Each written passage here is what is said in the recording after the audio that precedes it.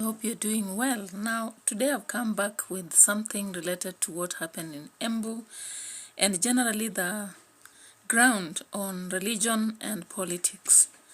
Now, these are very important matters and that's why I have to talk about it. Now, when we look at the Embu situation, remember it was a consecration it was a function that everybody in Kenya had focused on. Now, why did the political leaders attend? We have to understand the relationship between the church and politics. So many people normally say that the church should focus on spiritual matters as politics handle the political matters. And maybe I'll just correct you, because if you look down into matters politics and social, then you realize that the church and the state are both in the service of humanity, and they have a common purpose that targets the state. Yeah. So the church may on occasion share common grounds in pursuit of a just society and all that. Now, the controversy is that the church and the state may sometimes be on odds of specific issues. Now, remember the aspect of rights and duty.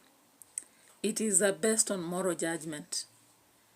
So when you look at the temporal matters of the two, it relates to faith and the moral law. So am I complicating things for you? No. I'm just trying to simplify. So one example in which I'll just make it clear is that if a state supports killing of innocent unborn, for example, in the aspect of abortion, then the church keeps quiet about it. What do you think about it? Remember, in the 10 Commandments, we have that aspect to serve the duty of humanity. Yeah, give the innocent child, the defenseless child, yeah, an avenue to live. Now, I don't know whether you are seeing now that we cannot separate church from politics. Sometimes, there are times we may, but when you come to especially matters fundamental rights and all that, it may be quite impossible. Now, if I take you to the past, in fact, the church and politics was one and the other. If you look at the early domain, especially the Catholic Church, it used to determine how governing should be conducted. Based on that, it is believed that God gave power of the sword to the governments and the power of the key to the church. And so the intention he had was that they work separately but cooperatively towards the greater end of worship. Are you getting that? Yeah. So as the government applies the sword to protect life and enable the culture mandate and provide the platform for work of the church, they become the guardians. So the church should exercise the keys of the kingdom in order to testify to King Jesus, the message, and his people. They are the witness of the age to come. So are you getting that? The sword and the key. But the two should work together. Now, in both situations, God is the supreme, is the ruler of everything, the authority behind the key and the sword. And therefore, if any of them is misused, then God has the power to take any of them or then deal with whether the leaders or those in charge. If you want to check details on that, look at Jeremiah 10:6-7, and you realize where Jeremiah says that there is none other than Lord, as he is the king of the nations. What does it mean? If he's giving the key and the sword, he's decided who to give what, but they should coordinate. I think if you're a good reader of the Bible, you can check even Proverbs 29:4, you can check 1 Timothy 2:2, Romans 13, and all that. Now, I'm not here to preach, but I'm here to talk about certain matters because I like critique. Why did I begin as far as that? It's just because recently, the President RUTO has been telling the church to offer constructive criticism towards politics and ensure that they are not playing tribal politics, and vowing that he will work together with the church. On the other hand, we saw a lot of religious leaders, yeah, talking straight to RUTO and telling him that things are not right. that we should not be playing lies, you know? We should not sell lies to the people. And I just want you to see one of them here. And as we proceed, I hope you learn or be at peace with me. Lakini kwa aibu yetu is a government of fight. This is not the government of God. It is not. We shall know them by their fruit. The Bible says that we shall know them by their fruit. And for sure there is no fruit of God here. Shame on you, our leaders. Shame on you, our leaders. That you can only spend your time hunting one another, but you do not care about the taxpayers who are suffering in very many ways. One leader or two that have talked or critiqued the government. And of course, as you've just seen the lady there critiquing what's happening in the government, I don't know what you feel about it, but it's something that happened some weeks ago, especially just when Gachagua was being impeached. And we saw many other leaders coming up, and I think you've seen that clip. And before that, of course, the one who has been so vocal, you know very well, ni Kamanda. Kamanda has been talking about the president and his government and indicating how they are not actually doing right. I don't know what you think. I don't know what you think, but in my view, or from my research, what I understand is that the church cannot just keep quiet about what is happening in the country, whether it is the social pressures, the political. Remember, the welfare of the people, the rights and all that is closely related to the key. And so, if the key cannot open to the right cabinet and it cannot lock properly to enhance people's safety, for example, abductions that have been happening, the violation of rights, the corruption that is rampant, the nepotism, and all those sorts of ills that are happening are things that we do not subscribe to in the Bible. And it is a sin of omission and commission not to talk about it and not to handle it if you are that is a leader in the church. Now, we understand very well that the lady talked about corruption. Of course, everybody knows that corruption is very rampant. In the past discussions we've said, we have 48 billionaires. The governors, that is, billionaires made every time election are done. And how is that made? It is not through an open market. It is through the behind the scenes where now someone walks in and now creates an opportunity to loot. And so when these leaders talk about the president, they're indirectly demanding that he acts. He can use his tools and the officers that are there to deal with what is happening. So I don't think it's right for them to keep quiet. They should keep talking and handling this. No wonder Kamanda was saying, sasa ndio wanajua kuongea. I don't and talk about Kamanda. Kamanda is aggrieved that the Catholic Church is coming in. Ati tunaenda kufanya sijui maandamano ni maandamano ya maobi ya mabishop. Well, stop your nonsense. Don't send me those nonsense. Mind your own business. Ati wameniletea barua ati tunaenda kuungana maobi zote. Kila siku mimi nawaitaka mlikuja. Don't call me. Very late. They did not talk from the beginning. They have only known to talk about it late. Now, why are people also talking so much and concerned about the church and, you know? Remember, Rachel, by the time RUTO got into office, they used the church a lot. They went to church donating, giving money. You know, Rachel even conducted a miracle, changing water into what? Dirty water into clean or what? And so that tells us that if she was related to those with the key, she should also be able to direct those with the sword. And the husband has the sword. So then we should see things operating in the right way. But things are not operating in the right way. I tell you, if you walk out there are people who are literally sleeping hungry. There are people who cannot who don't have any hopes of acquiring a job.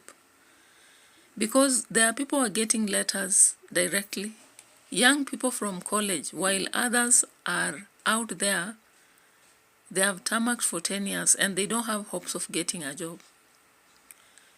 Though merit is being indicated as a way to hire, but why is it that every day we see people getting to staff rooms with letters, direct letters, when others cannot acquire this?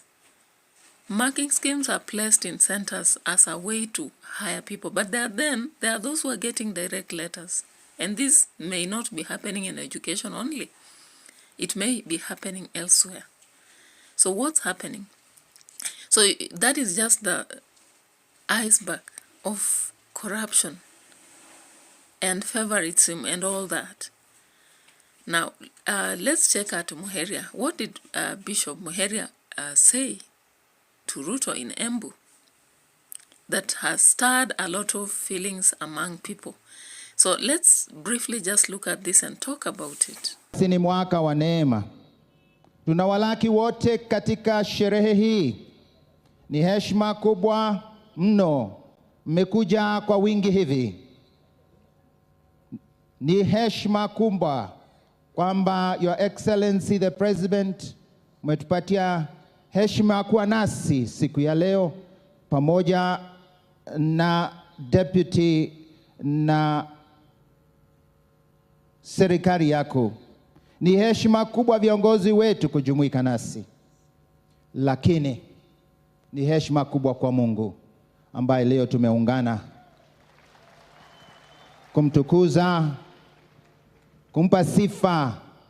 Hakuna lengo lingine leo ila kumuomba ambariki huyu baba yetu mpya.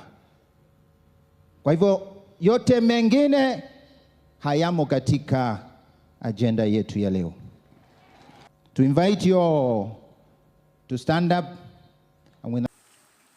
Now, remember during this ordination, the Episcopal ordination, where they were installing Reverend Peter Kimani as the 4th Bishop of the Catholic Diocese of Embu at the University Embu grounds, what happened?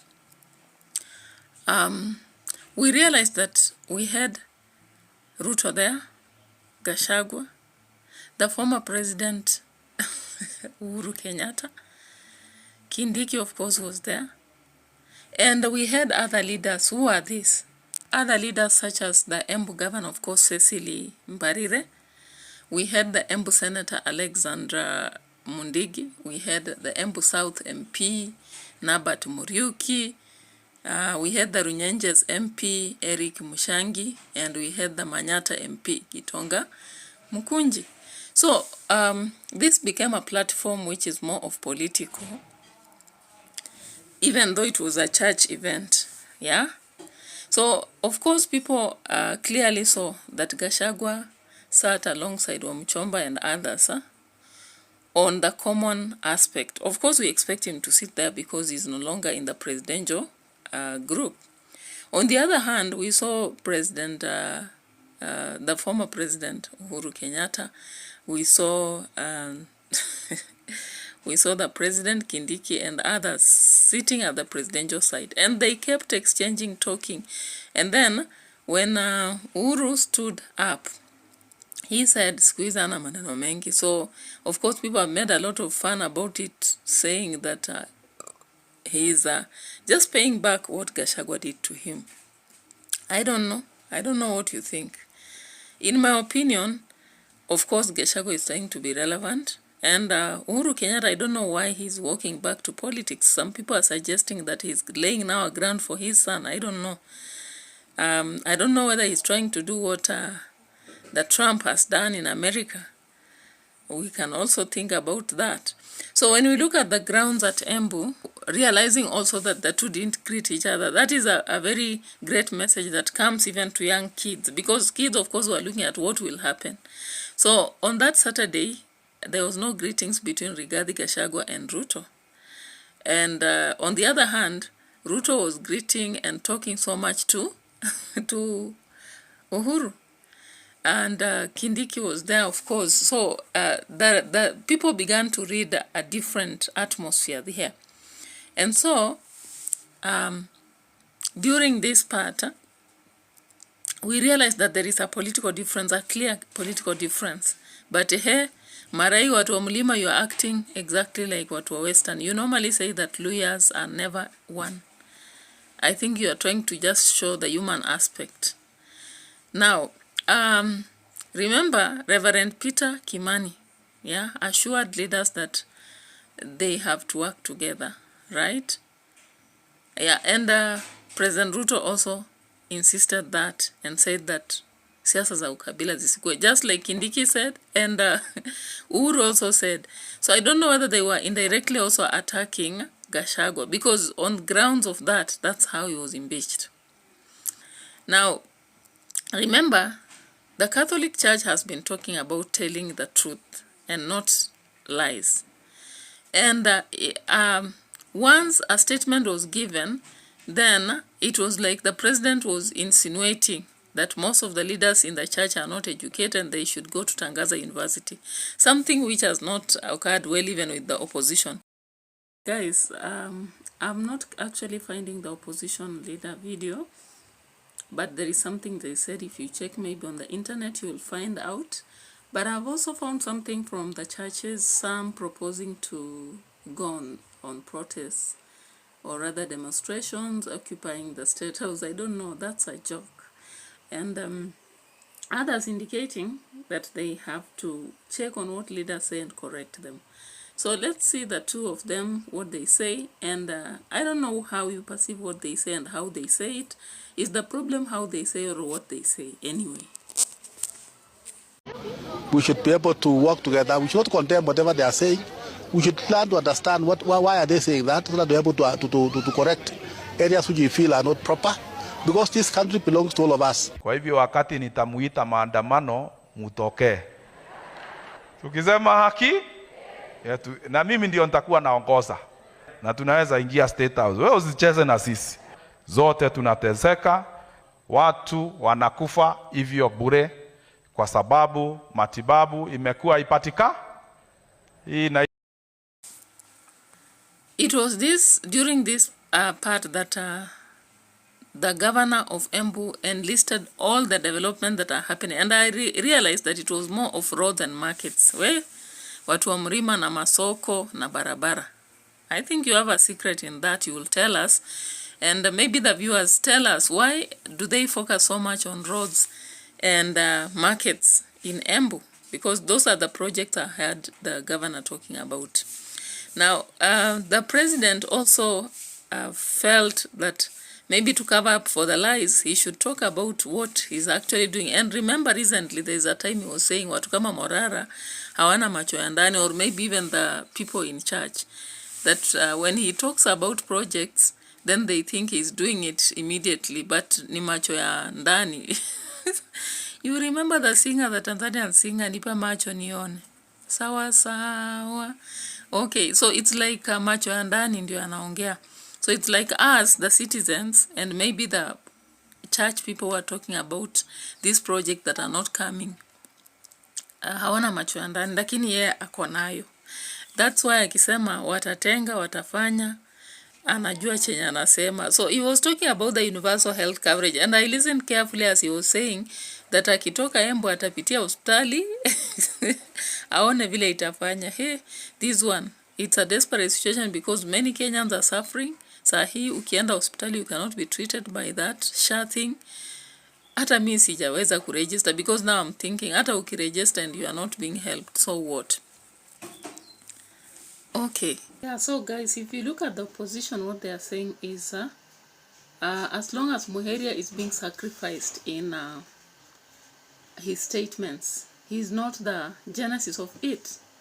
Kipsang was, and of course, we've also seen that in this event where so many bishops and fathers and so many other politicians were, Archbishop Maurice Muhatia accused the government of perpetuating the culture of lies, failing to listen to the demands of the people, and sabotaging the country's democratic gains. Now, I want me and you to look at how this is happening, and I hope you can actually see How is the government perpetuating the culture of lies? Now, I want you to look at the CBC in the first place. The promise we were given, and currently we are approaching grade 9. At first, we thought grade 9 would be in the high school. In fact, they built some classes in high school and we were ready for that. And they said they are going to initiate a process to prepare teachers into understanding how to deal with this. They also said they'll supply resources enough to enhance CBC as it should be. Remember, CBC is almost catching up with the CSE. For those of you who have kids in these schools, you know what it means. Resources are plenty. If you look at CBC also, it needs an adequate teachers. Personally, I have a kid in CBC and I'm not satisfied with the system because some subjects have not been taught. And if they have been taught, they have been scarcely taught and rushed through. And the practical aspect we cannot see, even the IT itself. Now, let's also look at the health system. We've had several strikes this year. And the promises given, like now, I don't even understand up to now why it was from NHIF to SHA. And currently, if you go to any hospital, they'll decline. They'll not handle you. I've been in a hospital last week and they told me they cannot use NHIF. So you can imagine, currently women who are delivering, people who are sick, accidents, all that, they can't be served by NHIF. Most of the old people have been paying NHIF for them. Now it can't serve them and we don't have another option. Yet the government is telling us that everything is okay.